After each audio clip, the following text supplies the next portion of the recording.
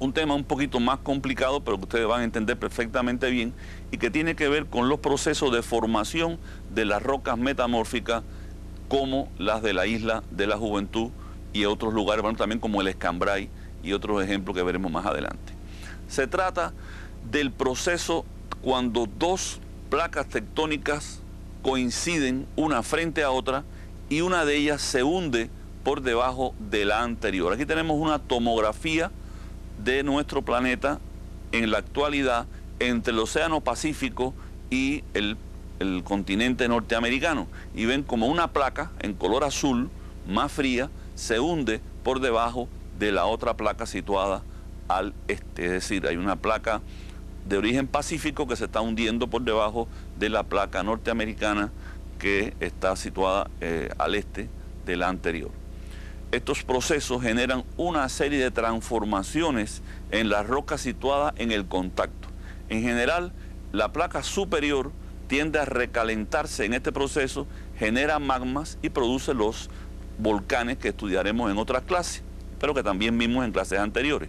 En cambio, la placa que se está hundiendo está introduciendo rocas frías. Esto es un proceso muy interesante, está introduciendo rocas frías en el manto, o podemos decir rocas menos calientes, y esto desencadena una serie de procesos muy interesantes.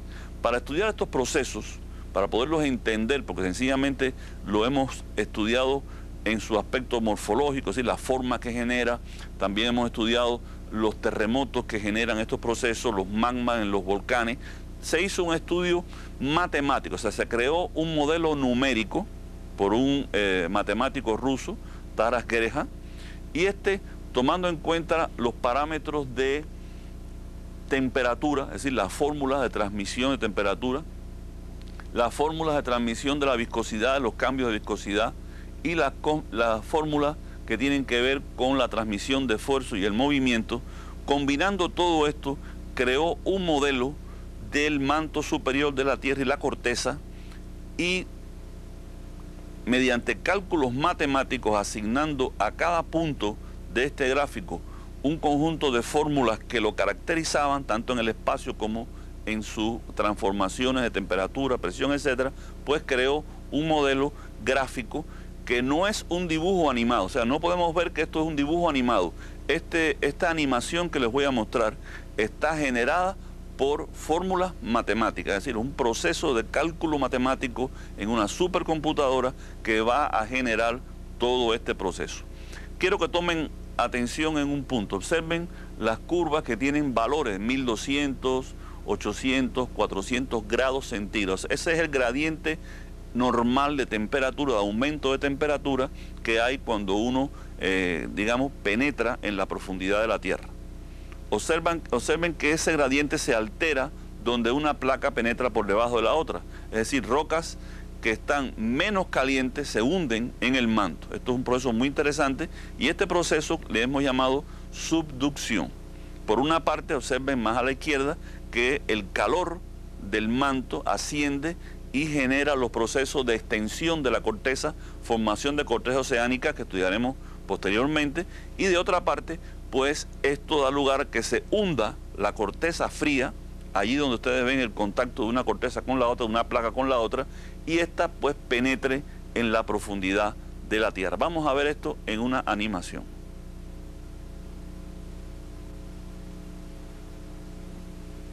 Están transcurriendo los millones de años a la derecha abajo, ustedes pueden ver, y cómo se va hundiendo una placa debajo de la otra. Observe cómo las temperaturas más frías van penetrando dentro de la Tierra.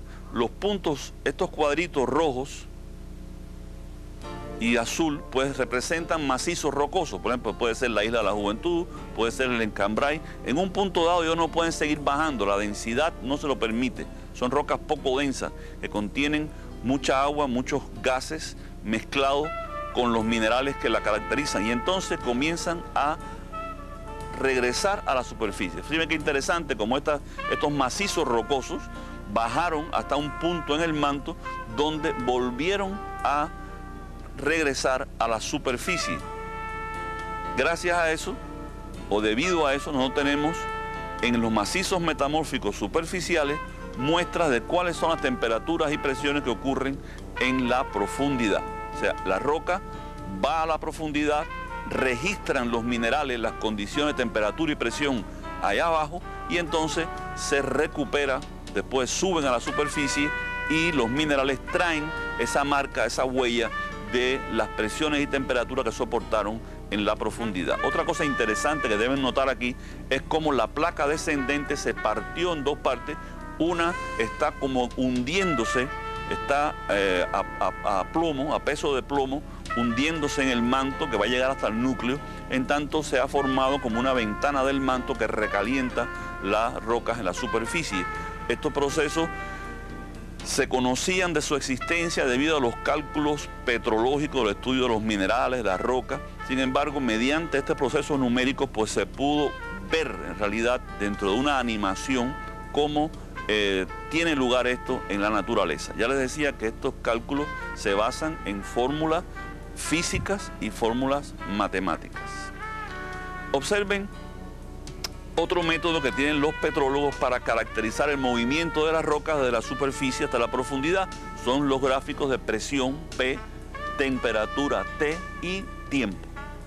Estos gráficos, según los minerales que componen las rocas, pues se van ploteando allí, en este gráfico, los diferentes minerales, la presión y temperatura que ellos representan, el momento en que se formaron, que se determina por métodos que ya también hemos visto en otras clases y que volveremos a repetir en otras clases posteriores, y entonces teniendo presión y temperatura determinada por el tipo de mineral, más la profundidad, más el tiempo al cual se formó ese mineral, pues entonces se reproduce el movimiento de ese macizo rocoso a través de la curva de presión, temperatura, tiempo. Aquí ustedes ven que primero el macizo rocoso se fue calentando y aumentando de presión, alcanzó un punto alto de máxima presión en la parte superior del gráfico. Después a esa presión continuó aumentando la temperatura, observen la temperatura, el eje de las X,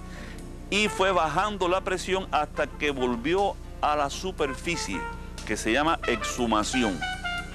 Entonces ahora yo les invito a volver a mirar la animación anterior, el modelo matemático anterior, pero ahora, ¿qué vamos a hacer? Tenemos arriba la que vimos originalmente, debajo un detalle, que es el cuadro rojo, de lo que está pasando allí, en particular en la zona de contacto entre las dos placas, y a la derecha, pues entonces vamos a ver cómo se representa este proceso en un gráfico de presión, temperatura y tiempo.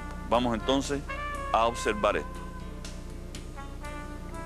Observen cómo aumenta la temperatura y la presión de los minerales, las rocas que están siendo hundidas en el manto.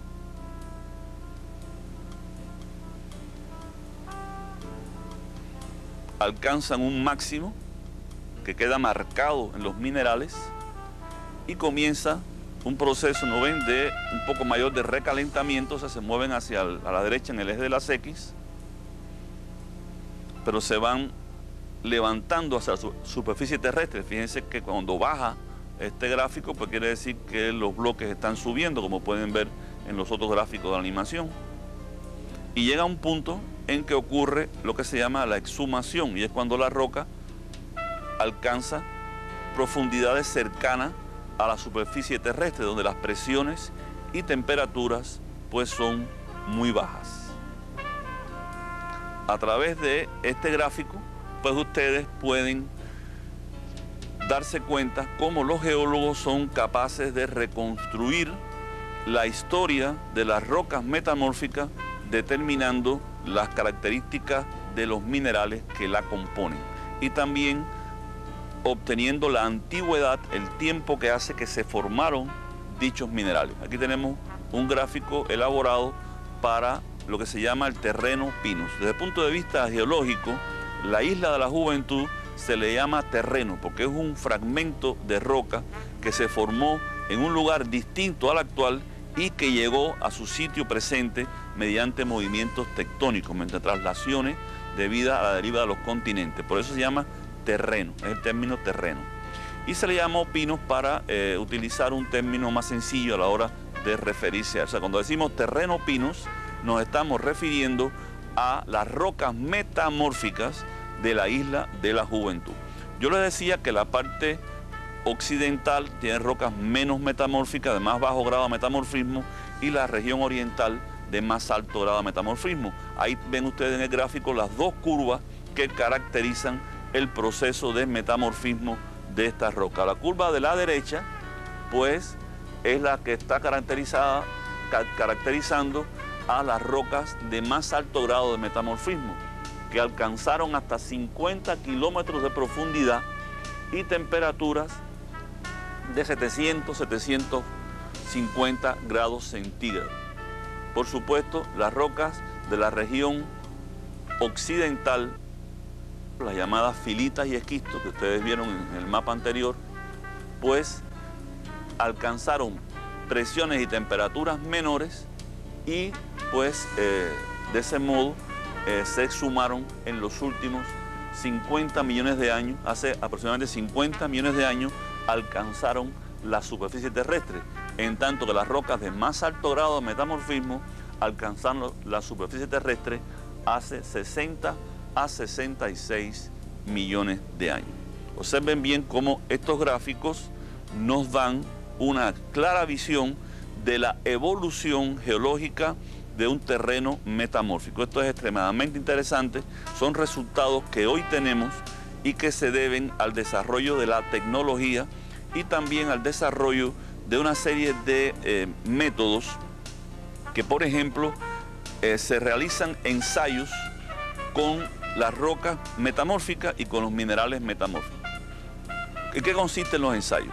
Se determina exactamente la composición química y la estructura de los minerales y se somete la composición química, o sea, la sustancia esta, se somete a presiones y temperaturas en el laboratorio, cada vez crecientes más, hasta ver que cristalice y lograr determinar a qué presiones y a qué temperatura cristalizan los diferentes minerales. Ustedes saben que para la misma composición, distintas condiciones de presión y temperatura, diferentes combinaciones de temperatura y presión, generan diferentes estructuras cristalinas, que son estructuras que se acomodan para resistir esas presiones y temperaturas. Y por lo tanto se forman minerales diferentes o por lo menos formas cristalinas distintas de los mismos minerales. De esta manera, pues nosotros podemos en el laboratorio tratar de obtener esos minerales a partir de la sustancia original que los forma y de esta manera pues calcular a qué profundidad o por lo menos a qué presiones y temperaturas se originaron los macizos rocosos. Ya ustedes ven que la isla de la Juventud ha tenido una historia extremadamente complicada. Vamos a ver ahí en el mapa para que ustedes vuelvan a refrescar lo que hemos dicho anteriormente. Es decir, la zona central de la isla está formada por rocas del Mesozoico fundamentalmente. Estas rocas son rocas metamórficas. Ellas originalmente, como vimos en la clase, eran rocas sedimentarias, tanto de Pangea como del antiguo Caribe. Es decir, en Pangea eran arenas, arcillas, gravas que se formaron en ambiente continental debido a la acción de los ríos, el intemperismo, en zonas de pantanos y playas y lagunas que había dentro de Pangea. Esas son las filitas y los esquistos de la isla de la Juventud. Posteriormente viene una inundación de los bordes de Pangea y entonces, ¿qué ocurre? Se forman rocas marinas, al igual que en Guaníhuanico, en el Jurásico superior sobre todo. Y entonces se depositan arcillas con algunas calizas intercaladas, que en la isla de la Juventud son mármoles hoy en día, y que contienen fauna marina. En realidad, en la isla, en estos mármoles se han encontrado restos de invertebrados tipo amonite, del Mesozoico, e incluso foraminíferos, o sea, indicando con claridad que eran rocas de origen marino, que se formaron en el mar del antiguo Caribe, recuerden eso siempre, de un Caribe que hoy en día no existe. Entonces, en la parte alta, como les decía, en el corte, la parte geográfico superior y posiblemente Cretácico inferior, quiero decir 140, 130, 120, 110 millones de años atrás, en ese intervalo, pues se formaron ya los depósitos del Caribe primitivo, representados en la Isla de la Juventud por esquistos hoy en día, por filitas, por mármoles y también por las anfibolitas que le hablé anteriormente. Las anfibolitas representan algunos cuerpos magmáticos pequeños que se forman en el proceso de apertura y formación de nuevas zonas oceánicas. Entonces, con esto, pues tenemos una vista bastante general de lo que es la geología y la evolución de la parte nuclear, de la parte jurásica, cretácica inferior de la Isla de la Juventud. De otra parte, quería hablarles también, para resumir la clase, de la región donde están las rocas volcánicas. Estas rocas volcánicas, prácticamente los pineros no la han visto nunca, porque ellas están en una zona llana, poco elevada, donde no hay elevaciones, solamente se conocen, los geólogos las conocemos, porque se han hecho una serie de perforaciones en este lugar. Estas rocas volcánicas son idénticas a las que aparecen en otros lugares de la isla, desde el norte de Pinar del Río hasta oriente. Son también de edad cretácico y representan un antiguo arco volcánico que hoy está completamente desaparecido. Hoy en día es parte de una llanura de la Isla de la Juventud. Y como les decía, el resto de la isla, alrededor de ella, pues está compuesta por rocas sedimentarias jóvenes que representan la evolución más reciente de ese territorio. Nosotros, en la siguiente clase de la geología de La Habana y Matanza, vamos a hablar sobre las transformaciones y los procesos que tienen lugar en las costas, los procesos costeros.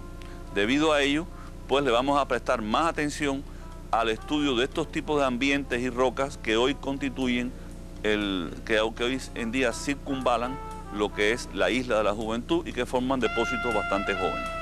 Por eso, en la clase de hoy me siento satisfecho de que hemos visto los aspectos que más nos interesaba revisar, y con ello pues le agradecemos su presencia en este tema. Le pedimos siempre que revisen su tabloide, porque en él encontrarán información complementaria a las de las clases. Y entonces le estamos invitando a que vean la clase siguiente, debido a que en la próxima clase pues vamos a ver los temas, como les decía, de la geología de La Habana y Matanza, y particularmente vamos a estudiar los procesos costeros, los procesos que tienen lugar en las costas, no solamente de La Habana y Matanza, sino en general de todas las islas de Cuba e Isla de la Juventud, porque este es el método que estamos siguiendo de